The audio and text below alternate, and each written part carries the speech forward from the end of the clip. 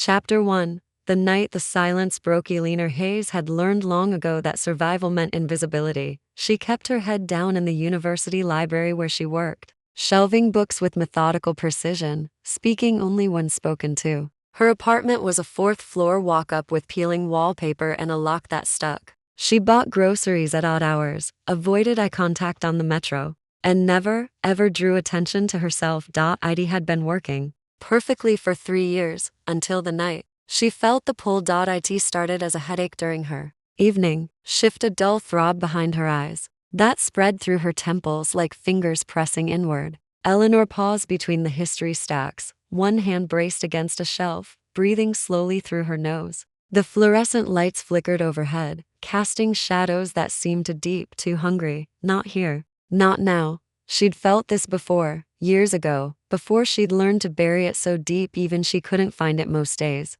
The sensation of something vast and ancient turning its attention toward her, like a predator catching a scent on the wind. Eleanor forced herself to finish her shift. She returned books to their proper places, locked the side entrance, and walked the 6 blocks to her apartment with her keys threaded between her fingers. The October air bit through her thin jacket, and the streetlights seemed dimmer than usual, their halos swallowed by an unseasonable fog. She was 3 blocks from home when she realized she was being followed.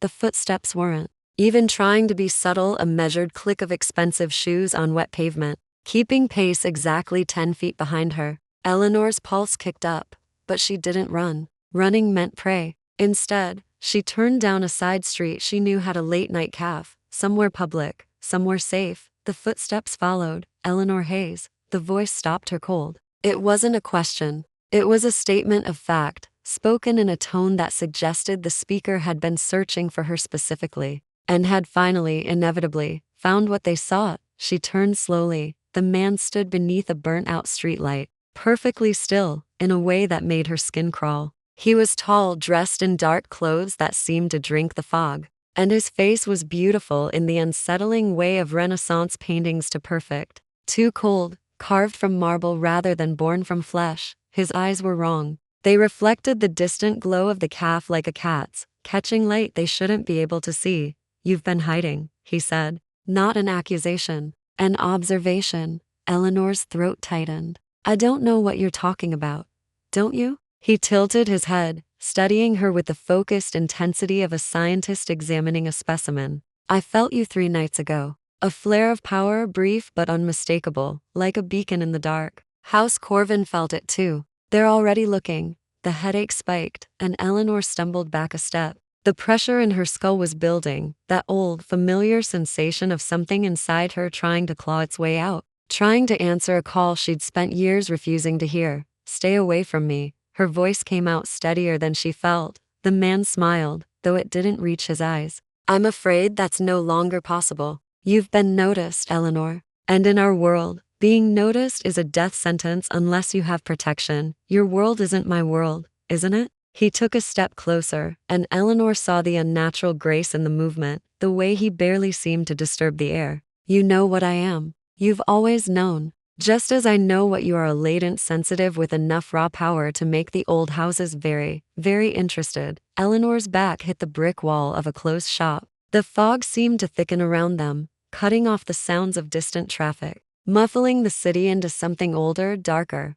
"I don't want to be interesting," she whispered. "Then you should have stayed hidden better." His expression shifted, and for a moment something almost like regret flickered across those perfect, terrible features. "They found your mother's records, Eleanor. They know your bloodline. House Corvin has already sent hunters to claim you. I came first because, unlike them, I'll offer you a choice." "What choice?" "Come with me now, tonight, and I'll keep you safe. Refuse, and you'll be taken anyway." But Corvin doesn't negotiate. They bind, they break, they use. The pressure in Eleanor's head crescendoed, and suddenly she could see it, a thread of light connecting her to this creature, this vampire, pulsing with recognition. She could feel his age, like weight, centuries pressing down. And beneath that, something she hadn't expected, loneliness vast enough to drown in. "Who are you?" she breathed. "My name is Cashin Thorne. I am Lord of House Nyx, and I have been searching for you for a very long time." He extended one pale hand. "The hunters will be here within the hour. Choose, Eleanor." Choose now.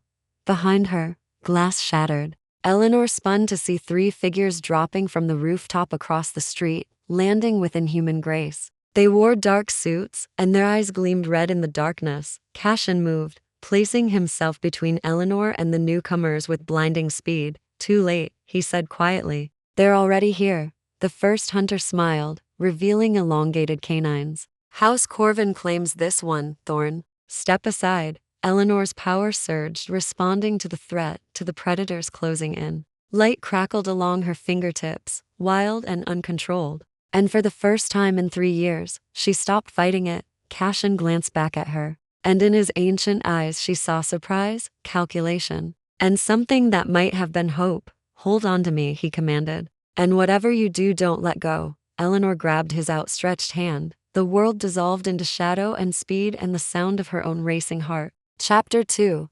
Sanctuary and shadowy. Eleanor's stomach lurched as reality bent around her. The world became a blur of darkness and rushing wind. Cashin's hand, the only solid thing in a universe, gone liquid. She couldn't breathe, couldn't scream, could only hold on, as he'd commanded, while her power thrashed inside her like a caged animal. Then, abruptly, the world snapped back into focus. They were no longer on the fog-soaked street. Eleanor's knees buckled, and she would have fallen if Cashin hadn't caught her, his grip firm but careful. She gasped for air, her free hand pressed against her chest as her heart hammered violently. Breathe slowly, he said, his voice closer than she expected. Shadow walking disorients mortals. The nausea will pass. Eleanor forced herself to look around. They stood in what appeared to be a vast library, not the sterile, fluorescent-lit space where she worked, but something from another century. Tall windows revealed a night sky free of city light pollution, stars scattered like diamonds across black velvet.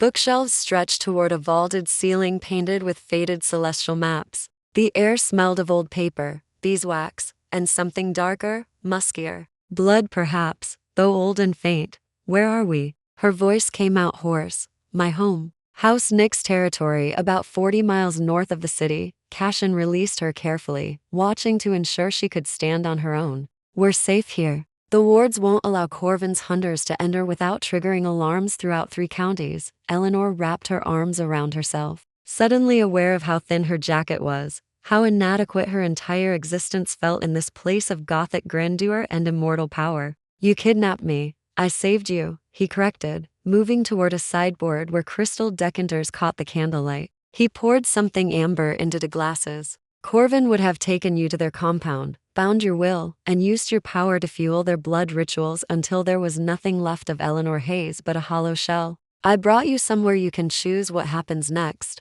Some choice. Go with you or die. Yes. He turned, offering her one of the glasses. I won't lie to you about the stakes. You're too valuable now. Every house with ambition will want to claim you, and I'm offering the only protection that matters, mine. Eleanor didn't take the drink. Why? What do you get out of this? For the first time, something like approval flickered across Cashin's face. Smart. Never trust a vampire offering kindness without understanding their motivation. He set both glasses down, leaning against the sideboard with deceptive casualness. I need what you are, Eleanor. A sensitive, powerful enough to sense blood oaths, to read the old magic that binds our houses. With you, I could finally prove what House Corvin has been hiding for decades, that they've been breaking the accords, binding humans without consent, trafficking in forbidden magic. So I'm a weapon to you. You're a witness, he corrected. And yes, potentially a powerful one. But unlike Corvin, I'm asking,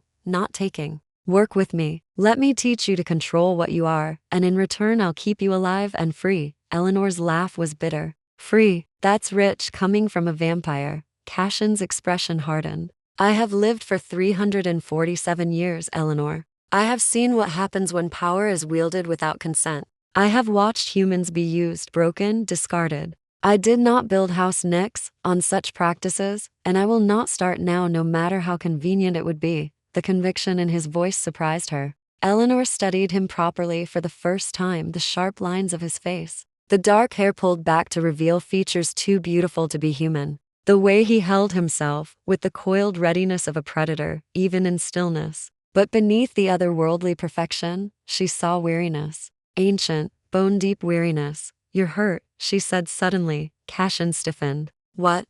Your left side. You're favoring it. Eleanor took a step closer, her librarian's instinct for cataloging details overriding her fear. The hunter who spoke, he did something before we left. I saw light, or magic, or Corvin uses blood-forged weapons, Cashin interrupted, his jaw tight. Silver laced with the essence of broken oaths. It burns slower than regular silver. And it doesn't heal quickly. You're bleeding. It wasn't a question. It's contained. That's not the same as fine. Eleanor surprised herself by moving closer still, until she could see the tension around his eyes. The way his breathing was just slightly too controlled. Do you have medical supplies? Something to treat it? Why would you care? The question was soft, genuinely curious. Eleanor didn't have a good answer. Maybe it was because he'd kept his word so far, offered choice instead of chains. Maybe it was because she'd seen that flash of loneliness in him and recognized it from her own mirror. Or maybe it was simply that after 3 years of hiding, of being invisible, someone had finally seen her. And that created a debt she didn't know how to name. Because you got hurt protecting me, she said finally. Show me. Cashin studied her for a long moment, then slowly unbuttoned his shirt. The wound was a burn across his ribs, the skin around it blistered and angry, weeping something darker than blood. Eleanor's stomach turned, but she didn't look away. There's a medical kit in the cabinet behind you, he said quietly. Bandages won't help much, but there's a soft black jar, smells like sage and copper. It slows the burning. Eleanor retrieved the kit with shaking hands. As she approached with the jar, Cashin watched her with an intensity that made her hyper-aware of every movement, every breath. I won't bite you, he said, a hint of dark humor in his tone. Not without permission. That's House Nick's law. Good to know. Eleanor unscrewed the jar, trying to ignore how close she had to stand, how cold his skin was when her fingers brushed against it accidentally. This might hurt. It already hurts. She applied the salve as gently as she could, feeling him tense beneath her touch. The silence stretched between them, heavy with unspoken questions and the strange intimacy of tending wounds in the deep night. Thank you, Cashin said when she finished. His voice rougher than before. Eleanor stepped back, suddenly aware of how alone they were, how far from everything she knew. What happens now? Now you rest. Tomorrow, we begin teaching you control. His eyes met hers, dark and fathomless. And hope Corvin doesn't find us before you're ready to fight back. Chapter 3. The observation. Eleanor didn't sleep. Cashin had given her a bedroom 3 doors down from the library, a sprawling space with a 4-poster bed, velvet curtains the color of midnight, and windows that overlooked gardens she couldn't quite see in the darkness. The room was beautiful in an unsettling way, like everything else in this place. Too perfect, too still. She sat on the edge of the bed, still wearing her jacket, and watched the sky lighten from black to deep blue. Dawn was coming, and she had no idea what that meant. Here, in a vampire's home, around 5 a.m., she heard footsteps in the hallway, measured, quiet, but not trying to hide. They paused outside her door, and Eleanor held her breath. Then they continued on, fading into the depths of the house. She waited another 20 minutes before venturing out. The hallway was lined with portraits, pale faces, and period dress, eyes that seemed to follow her movement. Eleanor recognized the style from different centuries: Renaissance ruffs, Victorian high collars, Edwardian elegance. All beautiful, all slightly wrong in the way Cashin was wrong, too perfect to be entirely human. She found the library again by following the scent of old books. Cashin stood before one of the tall windows, watching the sunrise with an expression she couldn't read. He'd changed clothes, dark trousers and a loose white shirt that made him look like something from a Gothic novel. You should be resting, he said without turning. Couldn't sleep. Eleanor stepped into the room, noting the careful distance he kept from the window, how the growing light touched only the edges of the space. Do you sleep? During the day? Yes. It's not optional. He finally looked at her, and in the pre-dawn light his eyes were more gray than black. The sun doesn't destroy us, if that's what you're wondering, but it weakens us significantly. Daylight is when we're most vulnerable. Why are you telling me that? Because you're going to notice, and I'd rather you hear the truth from me than invent something worse in your imagination. Cashin moved away from the window, toward the bookshelves. You'll have questions. I prefer honesty to mystery. Eleanor followed him, fascinated despite herself. What else should I know? We don't sleep in coffins. We don't turn into bats. Crosses and holy water are ineffective faith-based protections only work if the wielder truly believes. And even then, it's their conviction that harms us, not the symbol itself. He pulled a leather-bound volume from the shelf, handling it with casual reverence. We do need blood to survive, but we don't need to kill. Consent matters, both legally under the Accords and practically. Blood taken by force tastes of fear and spoils quickly. The Accords? Eleanor leaned against a reading table, watching him. The treaty between the houses and human governments. Established in 1847 after the London incident nearly exposed our existence to the world. Cashin opened the book, revealing pages covered in cramped handwriting and official seals. It allows us to exist openly within certain circles: government, old money, academia, in exchange for maintaining secrecy and following strict rules about human interaction. No unauthorized turning. No feeding without consent. No using magic to manipulate human affairs. But Corvin is breaking those rules. Yes, his jaw tightened. They've found loopholes, ways to bind humans that technically don't violate the letter of the law while destroying its spirit. They target the vulnerable: runaways, addicts, people no one will miss. They offer safety, money, a place to belong, and in exchange, they take oaths that can never be broken. Eleanor thought of her own desperation. 3 years ago, running from a life that had collapsed around her. How easily she might have accepted such an offer. And you need me to prove this. I need you to see it. Your power allows you to read blood oaths, to see the coercion and manipulation woven into them. With that evidence, I can bring Corvin before the council and end their operation. What happens to the people they've bound? Cashin closed the book carefully. If we can prove coercion, the oaths can be dissolved. They'll be free. He paused. But the process is painful, and the damage to their minds. Not all of it can be undone. The weight of what he was asking settled over Eleanor like a heavy cloak. She pushed away from the table, pacing toward a globe that looked genuinely antique. Why do you care? You're a vampire. You benefit from the system. Do I? Cashin's voice went cold. My sister was bound once, Eleanor. 300 years ago, before the Accords, when humans were nothing more than prey to most of our kind. A rival house captured her, bound her will, and used her as a spy against our family for 70 years before we discovered the truth. By the time we broke the oath, there was so little of Lucia left that she walked into the sunrise 6 months later just to escape the memory of what she'd done under their control.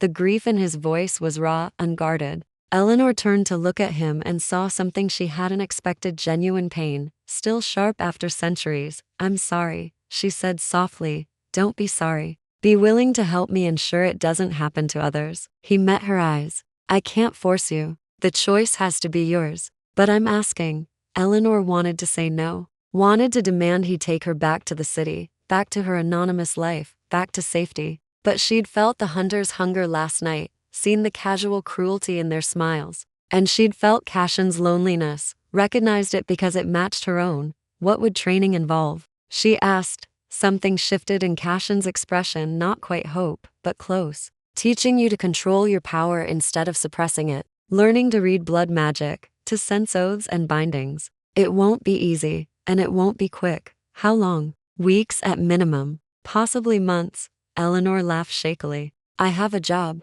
an apartment, a life. A life you were already hiding in, Cashin said quietly. A life that was never going to be safe once your power manifested. I can offer you something different, Eleanor. Purpose, protection, and perhaps, he hesitated, perhaps something neither of us has had in a very long time. An ally. The sunrise was brightening, golden light creeping across the library floor. Cashin stepped back from it, his face already showing signs of weariness. I need to rest, he said. You don't have to decide now. Explore the house if you want. There's food in the kitchen, books everywhere. Just don't leave the grounds. The wards will keep Corvin out. But they can't protect you beyond the property line. He was halfway to the door when Eleanor spoke. Okay, Cashin turned. Okay, I'll train. I'll help you. Eleanor wrapped her arms around herself. But I want one promise. Name it. If I do this, if I help you bring down Corvin, you let me choose what happens after. No obligations. No blood oaths. No expectations. Cashin studied her for a long moment, then inclined his head. You have my word, Eleanor Hayes. Whatever you choose, I'll honor it. He left her alone in the library as the sun rose fully, and Eleanor wondered what she'd just agreed to. Chapter 4. Small Truths Leaner spent the daylight hours exploring a house that felt like a museum of centuries. The kitchen was surprisingly modern, though clearly unused. She found bread, cheese, fresh fruit provisions that suggested Cashin had prepared for a human guest. The gesture was small, but it spoke of consideration she hadn't expected from a creature who didn't need food to survive. She made coffee and wandered, cataloging details the way she cataloged books. The East Wing held ballrooms frozen in time, chandeliers draped in cloth, floors that echoed with phantom waltzes. The West Wing was more personal studies filled with correspondence. Ledgers tracking what looked like centuries of business dealings. Maps marked with territories and boundaries she didn't understand. And everywhere, portraits. The same faces appearing across different eras. Ageless and watchful, she found Cashin's sister in a painting dated 1702. Lucia Thorne had her brother's dark hair and sharp features, but where Cashin's eyes held winter, hers held summer, bright, alive, mischievous. Eleanor stood before the portrait for a long time, imagining what 70 years of stolen wool might do to eyes like that. Evening came slowly. Eleanor returned to the library as shadows lengthened, drawn by the same instinct that had always made her seek refuge among books. She was curled in a leather chair, reading a first edition of Dracula with a kind of grim irony. When Cashin appeared, he moved silently, but she felt him enter that same pull she'd experienced on the street. Recognition thrumming beneath her skin.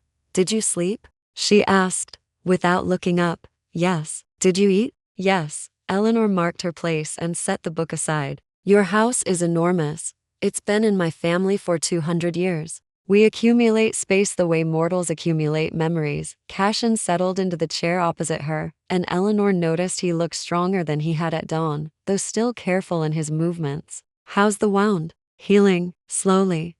He studied her. "You read Stoker?" Seemed appropriate given the circumstances. Eleanor gestured at the book. "He got a lot wrong. He got some things surprisingly right. The invitation rule, for instance, we can't enter a private dwelling without permission. Not without breaking laws older than the Accords." Cashin leaned back, and for the first time, he looked almost relaxed. "The garlic was fiction, though. And we can see our reflections perfectly well. Though older vampires sometimes avoid mirrors for other reasons." "What reasons?" "Watching yourself remain unchanged while everyone you love ages and dies becomes unbearable after a certain point." His voice was matter of fact, but Eleanor heard the weight beneath it. "Some of us prefer not to be reminded of what we've lost." Eleanor thought of her mother's face, fading in her memory, despite how hard she tried to hold on to it. 3 years felt like forever. She couldn't imagine 300. "You said my mother had records," she said quietly. "What did you mean?"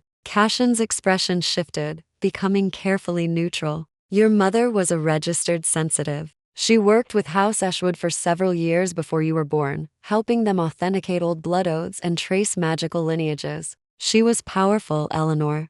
Not as powerful as you, but enough to make her valuable. She never told me." Eleanor's throat tightened. "She never said anything about vampires or magic, or she was protecting you. The registry is supposed to be confidential, but houses like Corvin have ways of accessing information they shouldn't have. When your mother became pregnant, she disappeared, changed her name, moved cities, buried her power so deep even other sensitives couldn't track her." Cashin leaned forward, his eyes intent. "She kept you hidden for 25 years, Eleanor. That's remarkable. But something triggered your manifestation 3 nights ago, and once that door opened, there was no closing it again." Eleanor remembered the moment exactly. A drunk patron at the library had grabbed her wrist, demanding she help him find books on the occult. His touch had been rough, invasive, and something inside her had surged a wave of power that had sent him stumbling backward, pale and shaking. She'd thought it was a panic attack, his or hers. But she'd felt it, that crack in the walls she'd built. "I hurt him," she whispered. "You defended yourself." "There's a difference." Cashin's voice was gentle. "But yes, you use power instinctively, and every sensitive vampire within 50 miles felt it. That's why we need to train you not to suppress what you are, but to control it. To use it with intention instead of desperation." "When do we start?" "Now, if you're willing." He stood, extending his hand. "I need to see what you can actually do." Eleanor took his hand, and the contact sent that now familiar thrum of recognition through her. Cashin's fingers were cool, his grip firm. And she wondered if he felt it too, this strange connection that felt like inevitability. He led her to a lower level of the house, down stone steps that grew colder with each descent. They emerged in a circular chamber lit by candles, symbols carved into the floor in patterns that hurt to look at directly. This is a warded space, Cashin explained. Whatever power you release here will be contained, unable to be sensed beyond these walls.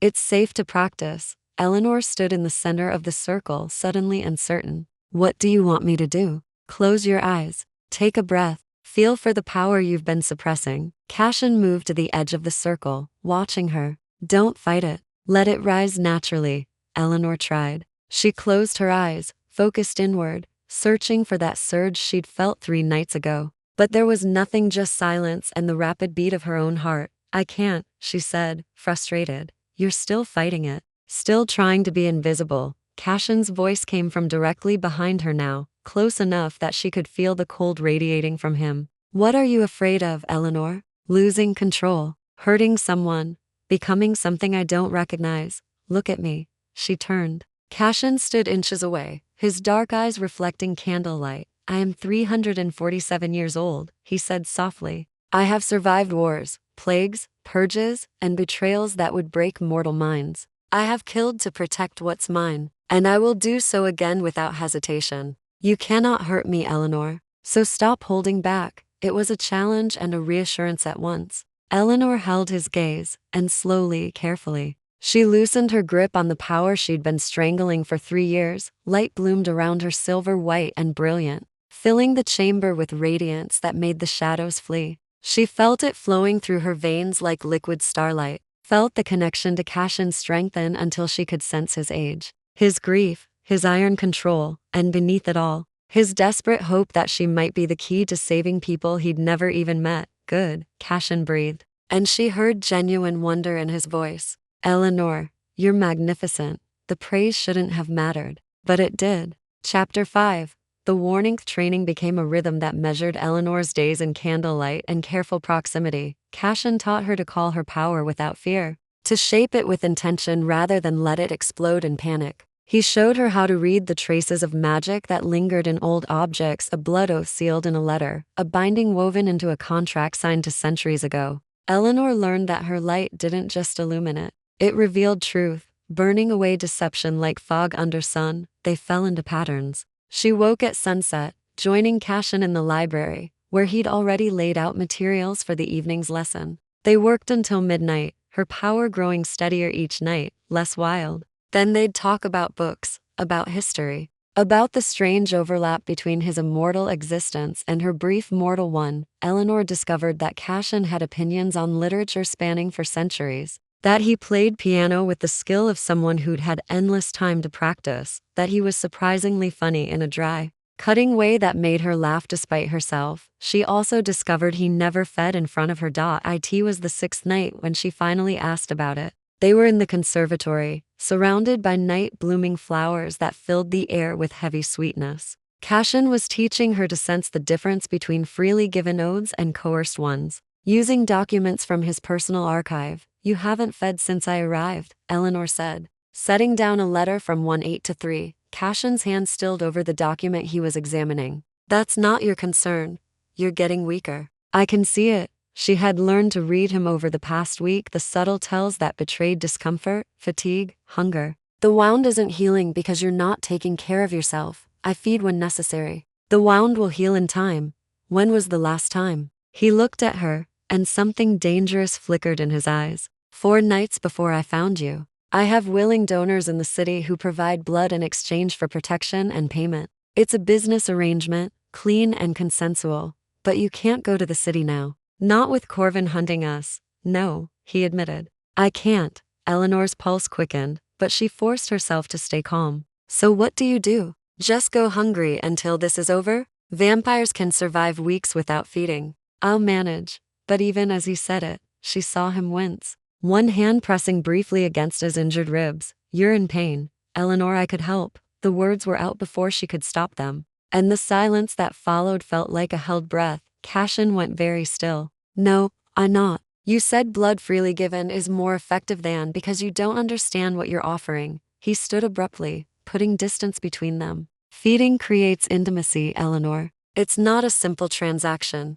When a vampire feeds directly from a human, there's an exchange blood for blood, mortal warmth for immortal hunger. It creates bonds. What kind of bonds? The kind that make it very difficult to remain objective. The kind that blur lines that should stay clear. Cashin's voice was rough, and when he turned back to face her, his eyes had darkened to black. I brought you here to protect you and train you, not to entangle you in something you're not ready for. Eleanor stood as well, her own power rising instinctively in response to his agitation. The air between them crackled with tension. What if I'm more ready than you think? You're not, he said it with absolute certainty. You've been here 6 days, Eleanor. You're still learning to control your power, still processing what your life has become. You're grateful and lonely and seeking connection, and I won't take advantage of that vulnerability. The accuracy of his assessment stung. So you're protecting me from myself? I'm protecting both of us from a mistake that can't be undone. Before Eleanor could respond, the house shuddered. It was subtle, a tremor that ran through the walls like a shiver, making the candles flicker and the flowers tremble on their stems.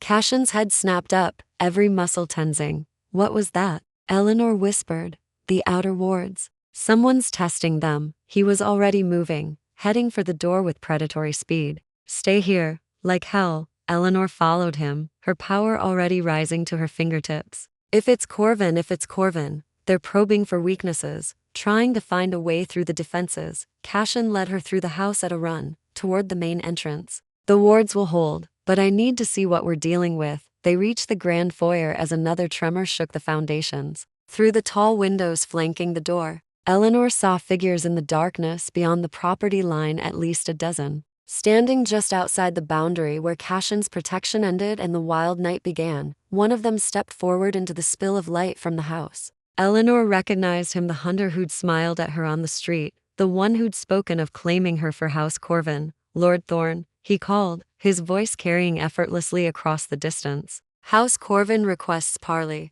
We have no wish for conflict. Liar, Cashin said softly. Then louder, state your business, Marcus, then leave my territory. Marcus smiled. We've come to discuss the sensitive you're harboring. Surely you recognize that such a powerful asset shouldn't be monopolized by a single house. The council would be very interested to learn you've been concealing her. The council knows. I protect those who seek sanctuary. It's my right under the Accords. Is it sanctuary? When she didn't know what she was seeking refuge from, Marcus's eyes found Eleanor through the window, and she felt his gaze like ice water. We have testimony that you took her by force, Lord Thorne. That she didn't come willingly. That's a lie, Eleanor said, stepping forward before Cashin could stop her. Her power flared, visible through the windows as silver light. He saved me from you.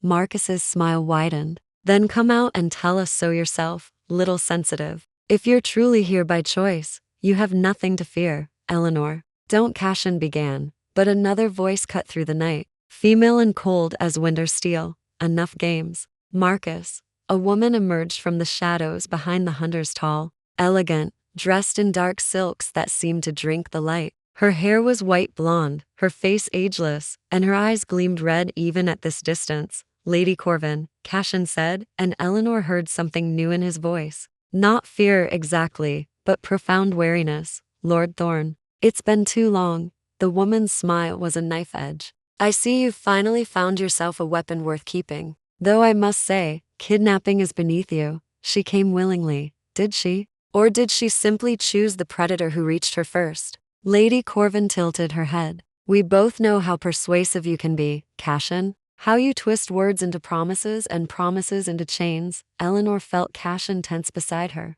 Whatever history existed between these two, it ran deep and bitter. You have 1 minute to leave my territory, Cashin said, his voice deadly quiet. After that, I invoke blood right, and defend my home by any means necessary. So hasty. I merely came to deliver a message. Lady Corvin's eyes fixed on Eleanor. Your mother sends her regards, Miss Hayes. She's very disappointed you haven't called. The world tilted. Eleanor's power guttered like a candle in wind. My mother is dead.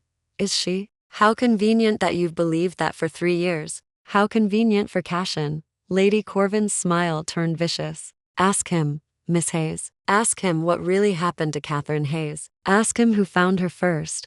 Then she was gone. and the hunters with her, leaving only darkness and the echo of words that shattered everything. Eleanor thought she knew. She turned to Cashin slowly. "Tell me she's lying." Eleanor whispered. The look on his face told her everything. Chapter 6.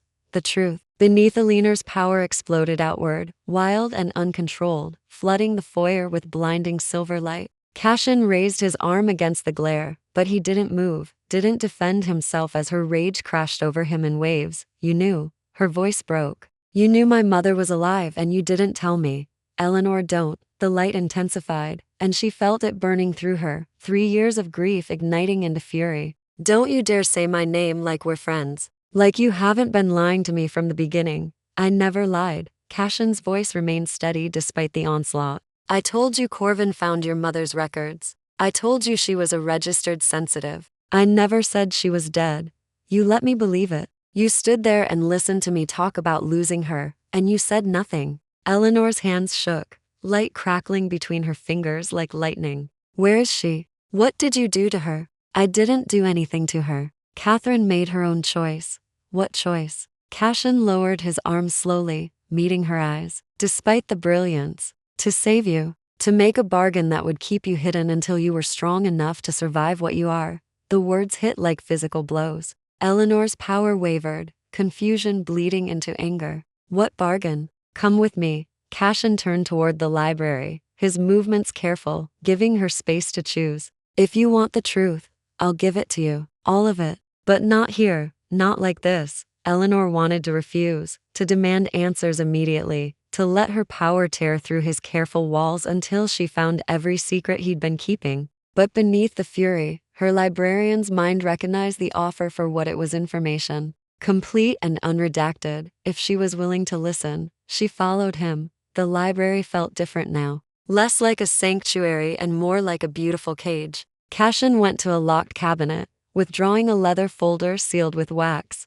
Eleanor recognized the seal, the same symbol carved into the training chamber floor, the mark of House Nix. 3 years ago, your mother came to me," Cashin began, setting the folder on the reading table. She was terrified, desperate. Corvin had found her, despite all her precautions, and they were coming for her. More importantly, they knew about you. Eleanor sank into a chair, her power still crackling around her like a storm waiting to break. Catherine was powerful, but not powerful enough to interest Corvin under normal circumstances. You, however, even then, even suppressed, your potential was extraordinary. Corvin wanted you, Eleanor. They wanted to bind you young, before you understood what you were giving away. Cashin opened the folder, revealing documents covered in elegant script and more of those ancient seals. Your mother knew she couldn't protect you. She was being tracked, hunted. Every day she stayed near you, put you in greater danger. So she left. Eleanor's voice was hollow. She made a deal. With me. Cashin pulled out a single sheet of parchment, and Eleanor felt the magic radiating from it, even from across the table. A blood oath, powerful and complex. Catherine offered herself to house Nix in exchange for my protection of you. She would work for me, use her abilities to help build my case against Corvin, and in return, I would keep you hidden. I would create false trails suggesting you died with her in an accident. I would ensure Corvin's attention stayed focused anywhere but on you. Eleanor stared at the oath, at her mother's signature in ink mixed with blood. She sold herself into service. She chose to serve willingly to save her daughter. Cashin's correction was gentle but firm. There's a difference, Eleanor. This oath has conditions, limits, and expiration date. Catherine can leave whenever she wishes. She stays because the work matters to her, because she wants to dismantle the system that would have destroyed you both. Where is she? Safe. Hidden even from me most of the time. It's safer that way. If Corvin captured me, tortured me, I couldn't betray what I don't know. He paused. But she knows about you. I've been sending her reports since the night I found you. She knows you're safe. The information settled over Eleanor like snow, cold and heavy. She wanted to feel relief, joy that her mother lived. Instead, she felt hollow, carved out by the weight of secrets and sacrifice. Why didn't you tell me? She asked quietly. Cashin moved to the window, staring out at the darkness where Corvin's hunters had stood. Because the oath requires secrecy. If Corvin learned Catherine was alive and working against them, they would hunt her with everything they have. And because, he turned back, And for the first time, she saw real uncertainty in his ancient eyes. Because I didn't know if you'd believe me. Lady Corvin is right about one thing. I can be very persuasive. I didn't want you to wonder if I was manipulating you, using your mother as leverage to ensure your cooperation, so you just, what, planned to never tell me? I planned to tell you when you were strong enough to help me protect her. When your training was complete and we could bring Corvin down together, reunite you safely. His jaw tightened. Corvin forced my hand by revealing it first, in the way most designed to make you doubt me. Eleanor pressed her palms against her eyes, trying to process everything. Her mother was alive. Her mother had sacrificed everything to keep her safe. And Cashin had been keeping that secret for 3 years, watching Eleanor grieve, never speaking. I don't know if I can trust you anymore, she said. I know, Cashin's voice was rough. And I understand if you want to leave. The choice is still yours, Eleanor. It's always been yours. Except it's not, is it? Because if I leave, Corvin will take me. And if they take me, they'll use me to find my mother. Eleanor looked up at him. You've ensured I have nowhere else to go.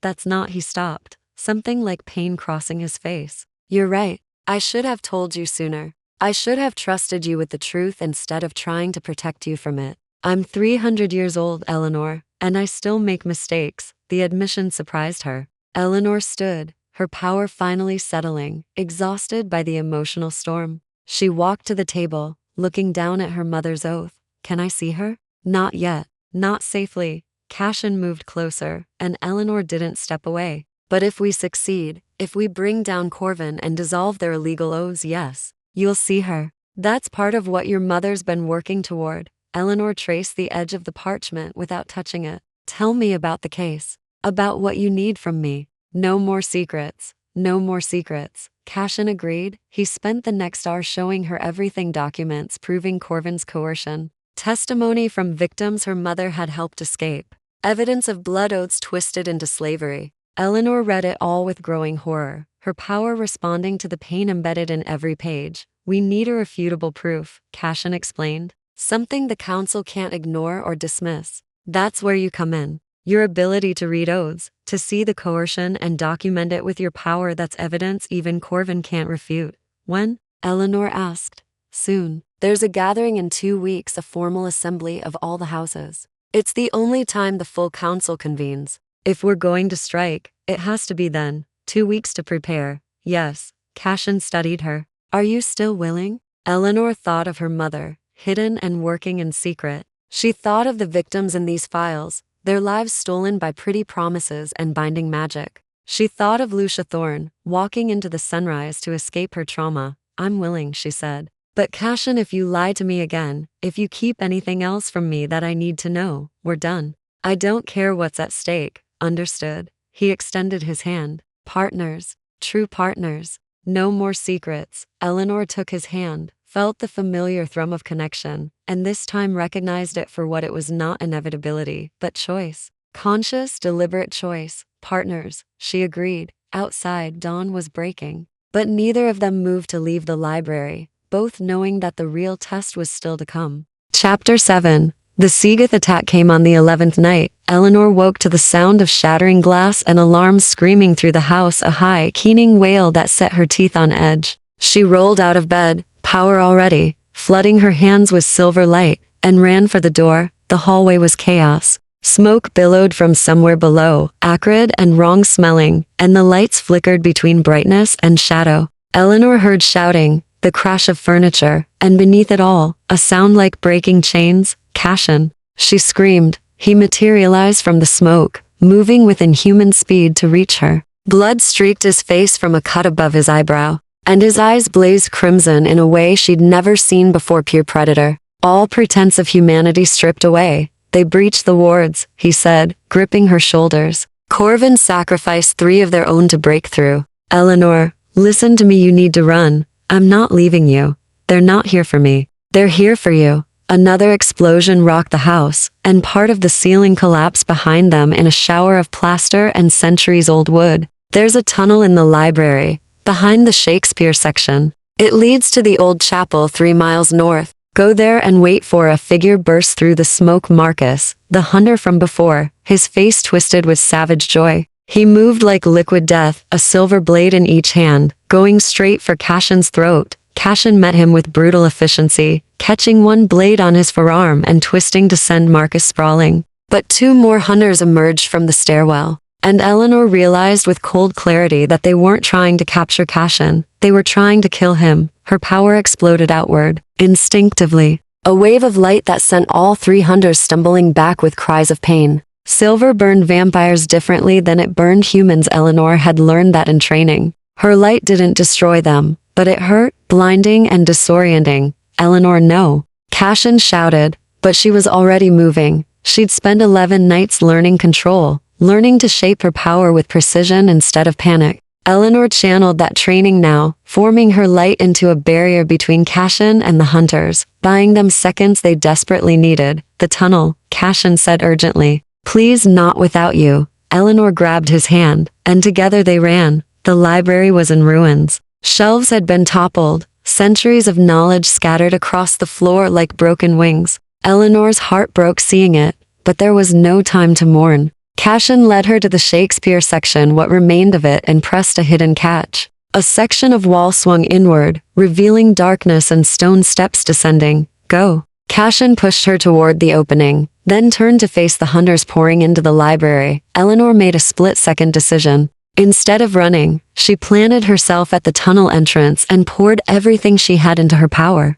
Light erupted from her in a focus beam, not a scattered wave, but a weapon precise, controlled, devastating. It caught two hunters mid-stride, sending them crashing into the overturned shelves. Marcus dodged, but the distraction gave Cashin the opening he needed. He moved with terrible grace, no longer holding back, and Eleanor saw what 300 years of survival looked like when unleashed, but there were too many. For every hunter Cashin disabled, two more appeared. They were coordinated, trained, and they fought with the desperation of vampires who knew failure meant Lady Corvin's wrath. Eleanor saw the blade to late. It came from the side, wielded by a hunter who'd flanked them through the destroyed conservatory. Silver flashed in the firelight, aimed not at Cashin, but at her. A killing blow meant to end the threat she represented. Cashin intercepted it with his body. The blade sank into his chest, and Eleanor felt it like a physical blow, a severing of something she hadn't realized connected them. Cashin's eyes went wide with shock, and he fell to his knees as the hunter twisted the blade deeper. No.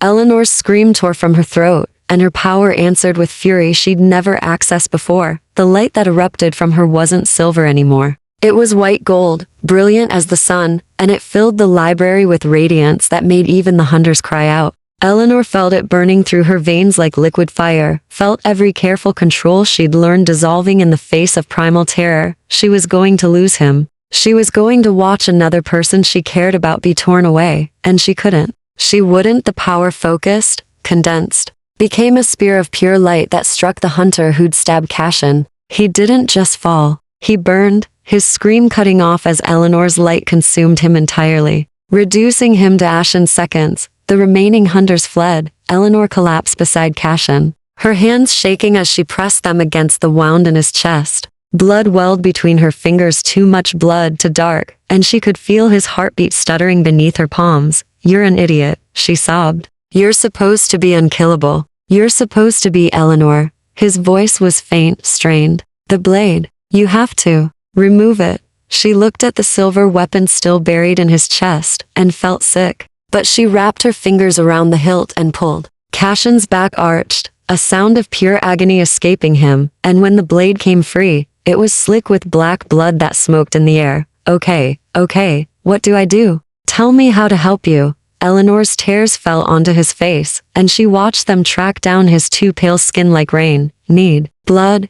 Each word seemed to cost him. Can't heal. Without.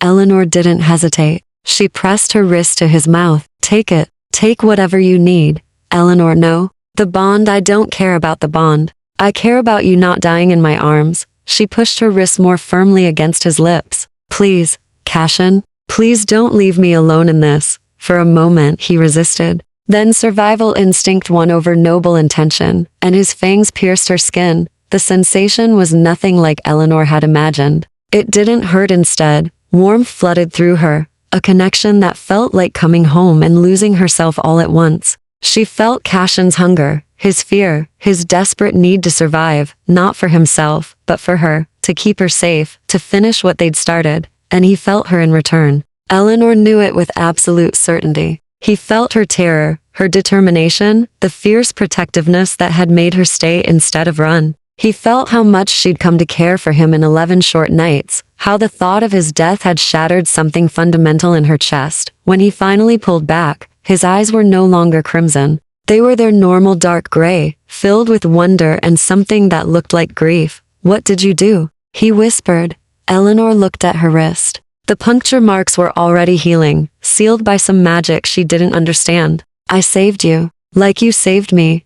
"The bond, Eleanor. You've tied yourself to me." Feeding from the vein, willingly given in crisis, it creates something that can't be easily broken. "Good." She cupped his face in her hands, this ancient creature who'd been willing to die for her. "I don't want it broken. I want you alive. I want us to finish this together." Cashin stared at her, and Eleanor saw the moment he stopped fighting what had been growing between them. He pulled her down, pressing his forehead to hers, and they stayed that way amid the ruins of his library while smoke curled toward the ceiling and dawn approached. "Together," he agreed quietly. "Whatever comes next together." Outside, fire sirens wailed in the distance. The house was burning. Corvin would regroup and return, and they had 4 days until the council gathering. But for this moment, they had each other. And Eleanor discovered that was enough. Chapter 8.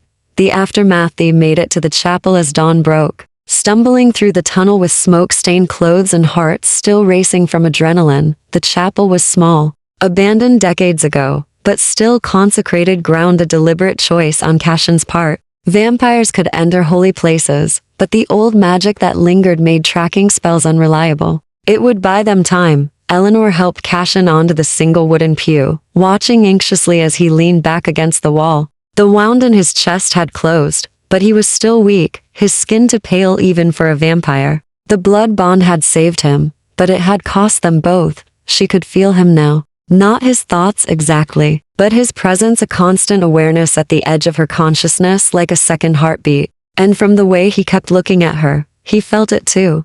"How bad is it?" Eleanor asked, sitting beside him carefully. "The bond? Permanent. Unbreakable without significant magical intervention." Cashin's voice was rough. "You'll always be able to sense me, my location, my emotional state, whether I'm injured or in danger. And I'll sense you the same way." "That doesn't sound terrible, Eleanor." He turned to face her fully. "You've tethered yourself to a vampire. If I die, you'll feel it. If I'm in pain, you'll feel echoes of it. And the pull between us, the desire to be near each other, to protect each other, it will only intensify over time." Eleanor thought about the panic she'd felt watching him fall, the absolute certainty that she would burn the world down to keep him alive. "Maybe that's not such a bad thing. You say that now, while the adrenaline is still singing in your veins and gratitude is making you generous." Cashin's expression was unreadable. "What about in a month, a year? When you realize you can't fully separate from me, can't build a life that doesn't include this connection?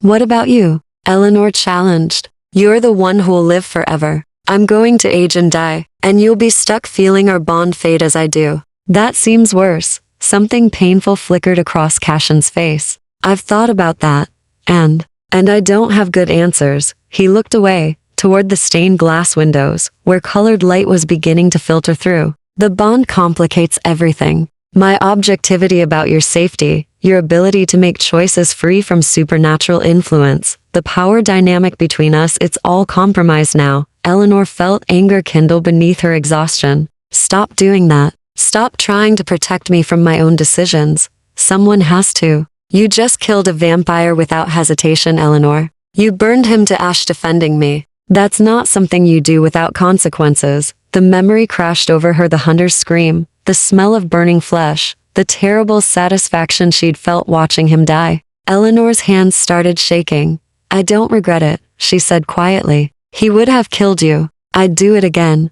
I know. That's what scares me." Cashin reached for her hand, and the contact sent warmth flooding through the bond. "You were a librarian 11 nights ago, Eleanor. You shelved books and lived quietly and hurt no one. Now you're a weapon I've helped forge, bound to me by magic and circumstance, and I don't know how to give you back the life I took from you." "You didn't take anything. Corvin did." Eleanor squeezed his fingers. And maybe I don't want that old life back. Maybe it was never really mine to begin with, just a hiding place I mistook for home. They sat in silence as the sun climbed higher, painting the chapel in jewel-toned light. Eleanor felt Cashin's exhaustion through the bond, felt him fighting sleep as the day's weakness crept over him. You need to rest, she said. We need to plan. Corvin will expect us to run. We have to decide our next move before Cashin. Eleanor shifted to face him, seeing the strain around his eyes, the way he was holding himself upright through sheer will. You almost died 3 hours ago. Your house is burning. We both need rest before we can think clearly. Eleanor, I can keep watch. The bond goes both ways, remember? If anyone approaches, you'll feel my alarm and wake up. She pulled a dusty cushion from the altar and placed it at the end of the pew. Lie down before you fall down. For a moment, she thought he'd argue. Then Cashin's shoulders sagged, and he let her guide him horizontal, his head resting on the makeshift pillow. In the colored light from the windows, he looked younger somehow, less ancient and untouchable. This is a terrible idea, he murmured, eyes already closing. Most of my recent decisions have been terrible ideas. I'm developing a pattern. Eleanor settled into the corner of the pew, close enough to touch, but giving him space. Sleep. I've got you. She felt the moment he surrendered to daylight's pull, felt his consciousness dim through the bond until only a faint flicker remained. Eleanor watched his chest rise and fall with unnecessary breaths, a habit from his human life she'd learned. Maintained purely for comfort, the chapel was quiet except for wind whistling through broken masonry. Eleanor's own exhaustion pulled at her, but she forced herself to stay alert. Someone needed to keep watch, and for the first time since her mother disappeared, she had someone worth watching over. Her wrist ached faintly where Cashin had bitten her. Eleanor traced the healed marks, feeling the echo of that connection, that moment of absolute trust and desperate need. She'd been terrified of intimacy for years, of letting anyone close enough to hurt her again, but this felt different. This felt like finding a mirror, someone equally damaged, equally lonely, equally desperate for connection. While terrified of it, the bond hummed between them. And Eleanor realized she wasn't afraid anymore. Hours passed. The sun tracked across stained glass, painting changing patterns on stone floors. Eleanor dozed fitfully, jerking awake at every sound, checking the bond to ensure Cashin still slept safely. It was late afternoon when she felt something change, not danger exactly, but a presence at the edge of her awareness. Someone approaching the chapel, moving carefully, alone. Eleanor stood quietly, her power rising to her fingertips. She positioned herself between the door and Cashin's sleeping form, ready to defend him however necessary. The door creaked open. Sunlight spilled across the threshold, and a figure stood silhouetted against the brightness. Slight, female, with dark hair streaked with gray. The woman stepped inside, and Eleanor's breath caught. Hello, baby, Catherine Hayes said softly. I think it's time we talked. Eleanor's power flared wildly, shock and joy and fury all crashing together. Through the bond, she felt Cashin stirring, responding to her emotional storm even in daylight sleep.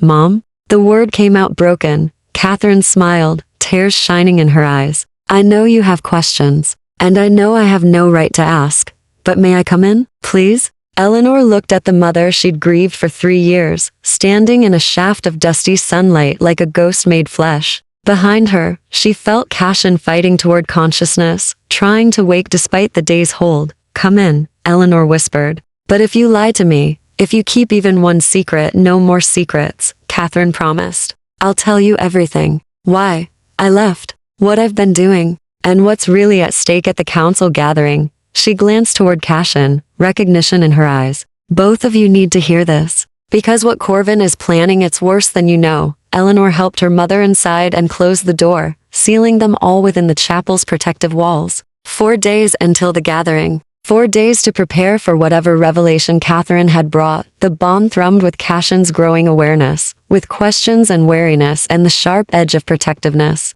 Eleanor sent reassurance back through the connection. I'm safe. Wake slowly. We're not alone, but it's okay, and felt his acceptance. Catherine settled onto the pew across from them, studying the bond between her daughter and the vampire with knowing eyes. So she said quietly, You fed him. I wondered if you would. Eleanor lifted her chin. He was dying.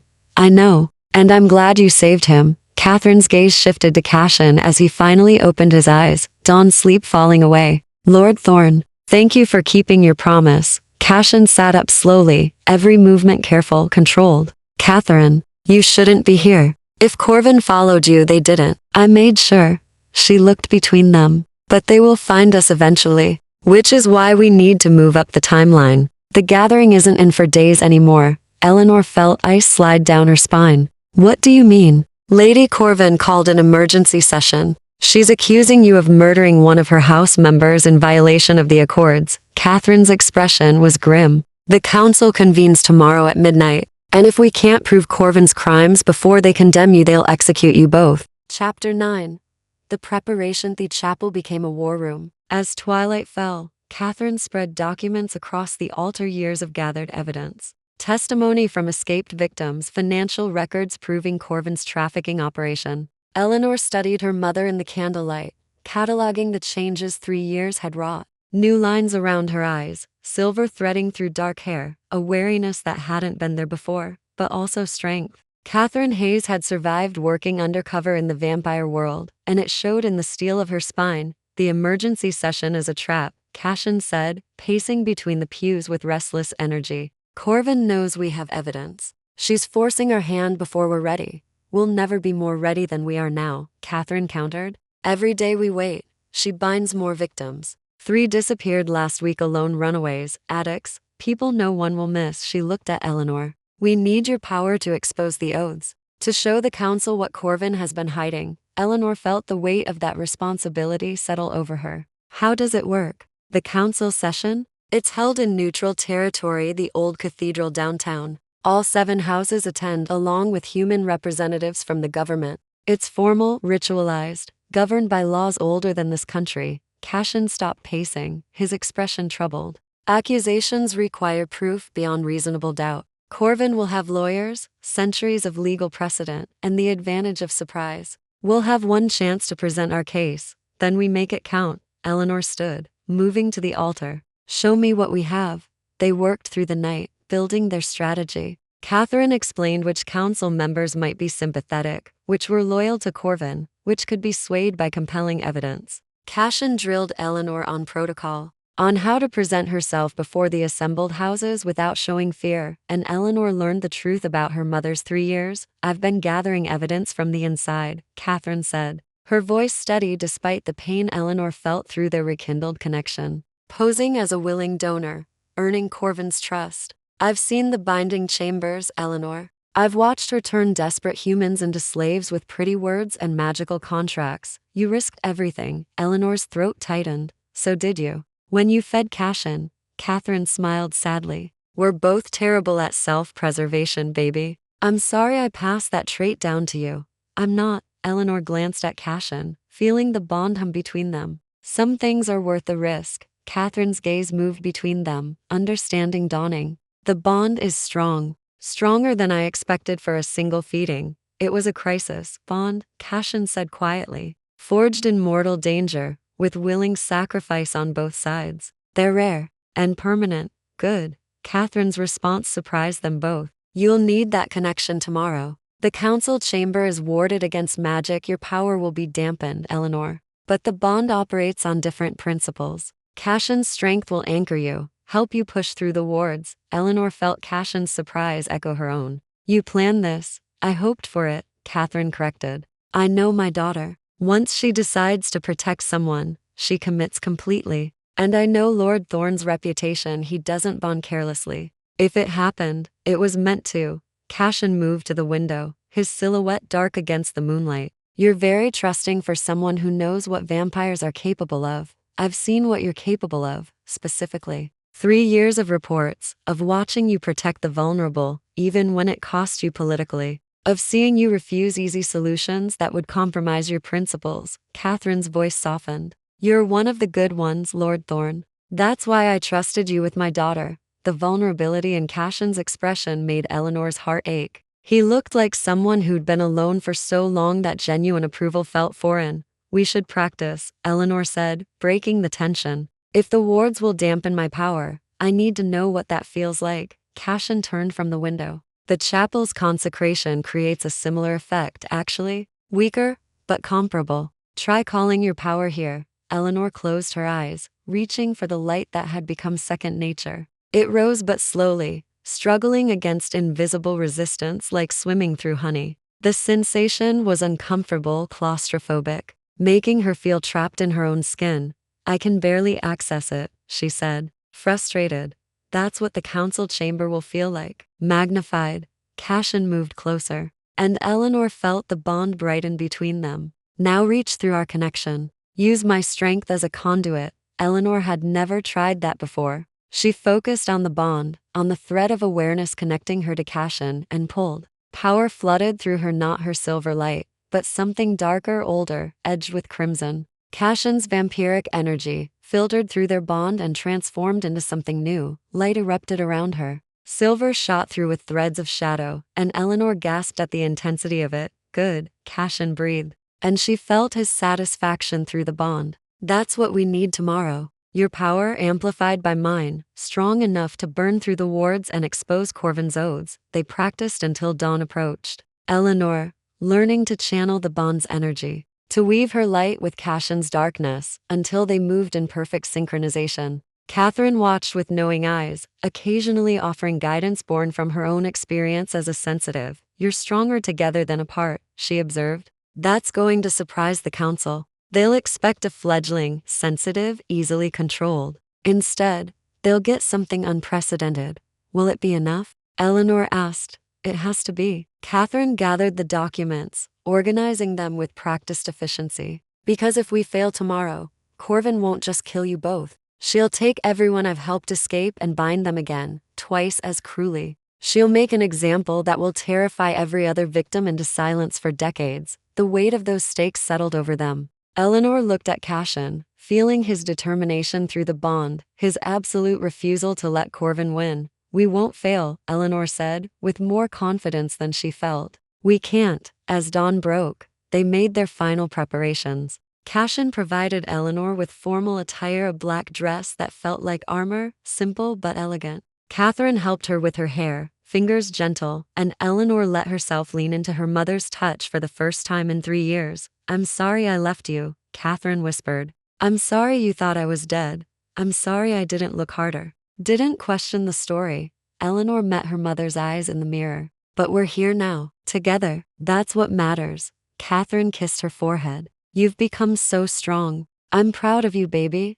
The words cracked something open in Eleanor's chest. She turned, embracing her mother fiercely, feeling 3 years of grief and anger and love pour out in silent tears. When she finally pulled back, Cashin was watching them with an expression of such longing that Eleanor's breath caught. She extended her hand to him, and after a moment's hesitation, he took it. Thank you, Eleanor said, for keeping your promise, for protecting me, for teaching me to stop hiding. Thank you for saving my life. Cashin's thumb traced over her wrist, over the healed marks. For choosing to stay when you could have run. The bond flared between them, carrying emotions too complex for words. Catherine watched them with a small, sad smile. The session begins at midnight, she said. We have 1 day to rest, to prepare, to steel ourselves for what's coming. Eleanor looked between her mother and Cashin, the 2 people she'd somehow found in this dangerous new world. The 2 people worth fighting for. Then let's make it count, she said.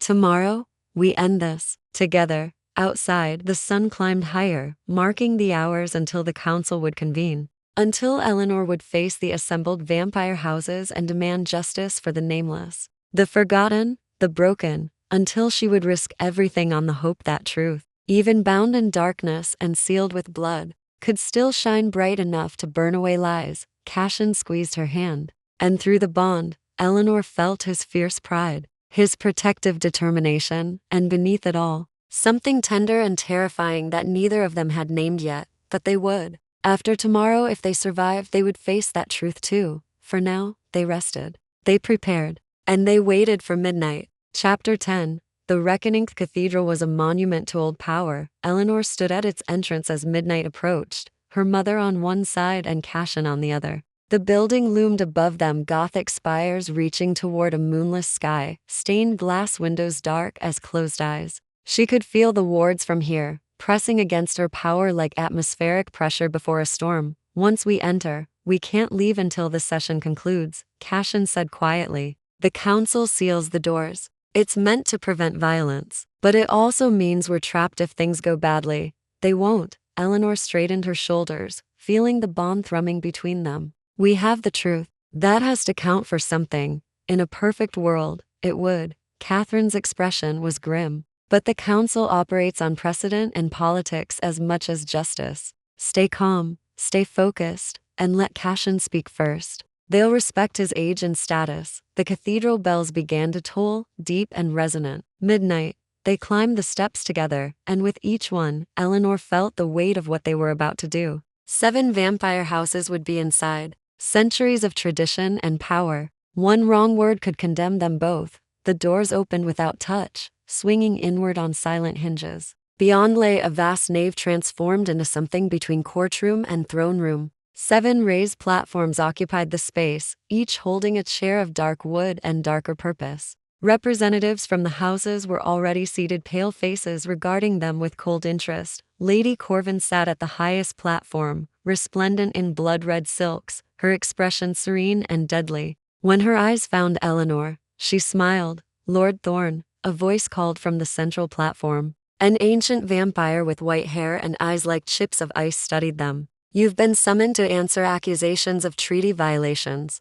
How do you plead?" "Not guilty, Lord Ashwood." Cashin's voice carried perfectly in the vaulted space. "And I bring counter-accusations against House Corvin for violations far more severe than any I'm charged with." Murmurs rippled through the assembled vampires. Lady Corvin's smile never wavered. "A convenient deflection," she said smoothly. "You harbor a sensitive who murdered my house member in cold blood, and rather than submit to justice, you level baseless accusations." "Not baseless." Catherine stepped forward, her voice steady despite facing a room full of predators. "I am Catherine Hayes, registered sensitive and witness. For 3 years, I've worked within House Corvin's operations, gathering evidence of systematic treaty violations, coerced bindings, trafficking of unwilling humans, blood oaths obtained through deception and manipulation." Lord Ashwood leaned forward. "That's a serious charge, Miss Hayes. What proof do you offer?" Catherine produced the documents they'd organized, approaching the central platform with careful deference.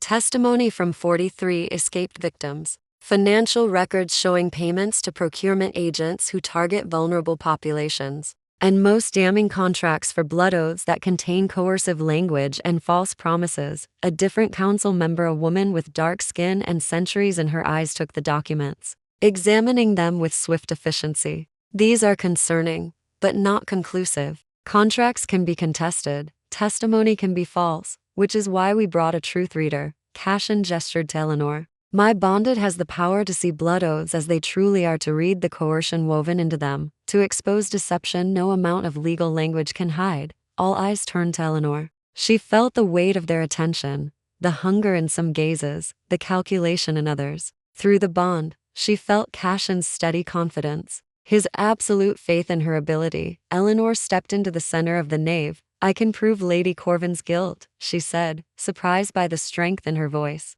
"But I need to examine the oaths directly. Bring me someone she's bound, and I'll show you the truth." Lady Corvin laughed, a sound like breaking glass.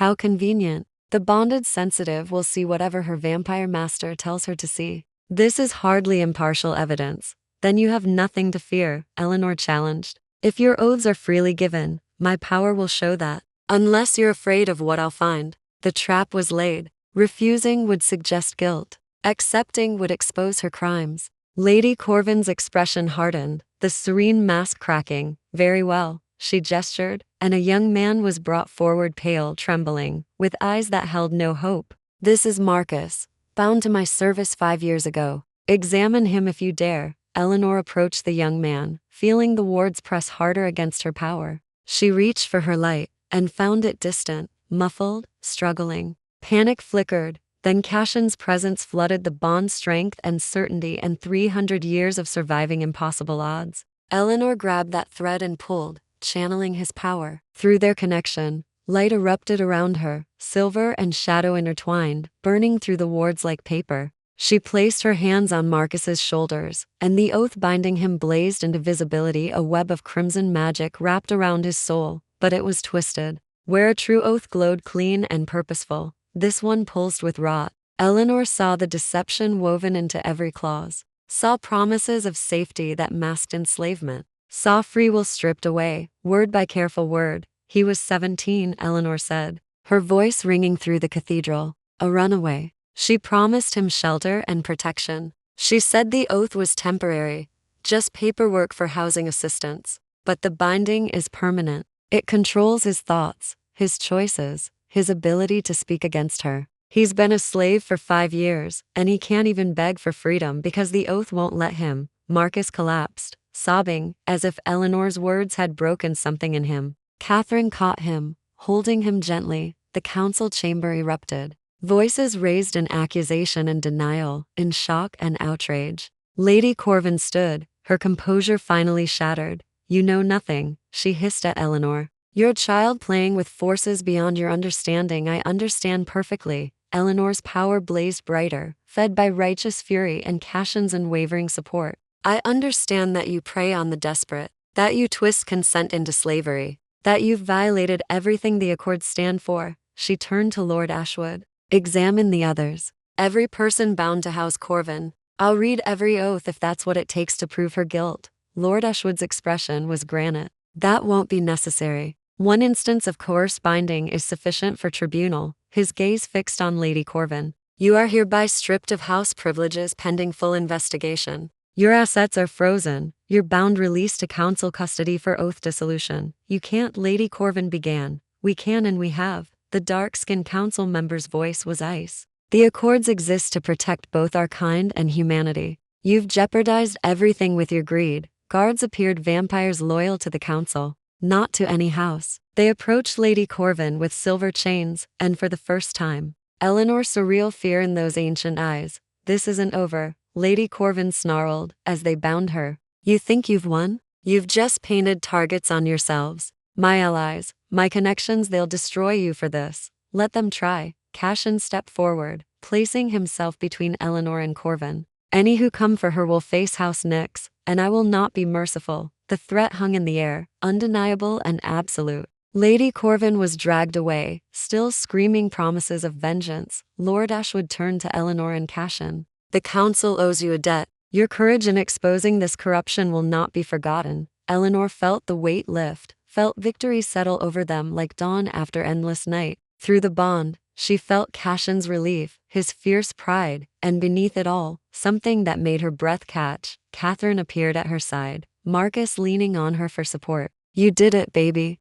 You saved him. You saved all of them. Eleanor looked at the young man whose oath she'd exposed. You're free now. The council will dissolve the binding safely. You can go home. Marcus met her eyes, and she saw humanity returning to them, hope, fragile but real. Thank you, he whispered. As the council session concluded and the cathedral doors unsealed, Eleanor walked out into the night air, with Cashin beside her and her mother behind them. The world felt different now, larger, more dangerous, but also more honest. What happens now? Eleanor asked. Cashin took her hand, the bond singing between them. Now you choose. You've fulfilled our bargain. Corvin is defeated. The victims will be freed. You can return to your life if you want. Eleanor looked at him, this ancient vampire who'd taught her to stop hiding, who'd nearly died protecting her, who'd given her purpose when she'd thought herself purposeless. What if I don't want my old life? She said quietly. What if I want this, hunting predators, freeing victims, using my power for something that matters? Then you stay. Cashin's voice was rough with emotion. You train with me, work with me, build something better than what Corvin represented. As partners, as whatever we choose to be. Eleanor stepped closer, feeling the bond thrumming with possibility. No obligations except the ones we want. No expectations except honesty. I can offer you that, Cashin said. And more, if you'll let me. Time, partnership, a life lived with purpose instead of hiding. He hesitated. And eventually, if you choose it, immortality. The chance to stand beside me, not for decades, but for centuries. Eleanor's breath caught. It was an offer of forever, wrapped in careful words and patient waiting. Ask me again in a year, she said, surprising herself. When I've had time to know this life, to understand what I'd be choosing. But Cashin, I'm not going anywhere. He smiled then, genuine and bright. And Eleanor saw what 300 years of loneliness looked like when it finally found relief. Catherine watched them with knowing eyes. I should go. Give you two time to figure out what comes next. Mom, Eleanor began. I'll be here tomorrow. And the day after. We have time now, baby. To rebuild. To be a family again. Catherine kissed her forehead. But tonight belongs to you and your vampire. Don't waste it. She left them standing in the cathedral's shadow, and Cashin pulled Eleanor close. Thank you, he said against her hair, for choosing to stay. For seeing me as more than a monster. Thank you for seeing me as more than a victim. Eleanor looked up at him. For teaching me that power and vulnerability can coexist. The bond flared between them, carrying everything they hadn't yet said: desire and fear and hope and the terrifying certainty that they'd found something worth keeping. Cashin cupped her face gently. May I kiss you? Eleanor smiled. You really do take consent seriously. Always, she answered by closing the distance between them, and when their lips met, the bond blazed like starlight. The kiss was soft at first, tentative, then deepening into something that felt like coming home and stepping off a cliff simultaneously. When they finally pulled apart, Eleanor was breathless, and Cashin's eyes had gone dark with want. My house is ashes, he said ruefully. I have nowhere to take you that's remotely romantic. I have an apartment, Eleanor offered. It's small, and the lock sticks, but it's mine. Then take me home. Eleanor Hayes, show me the life you lived before I turned it upside down. Hand in hand, they walked into the night, a vampire lord and a librarian turned weapon. Bound by blood and choice, and the promise of tomorrows, neither had expected to find. Behind them, the cathedral stood silent, bearing witness to the end of one story and the beginning of another.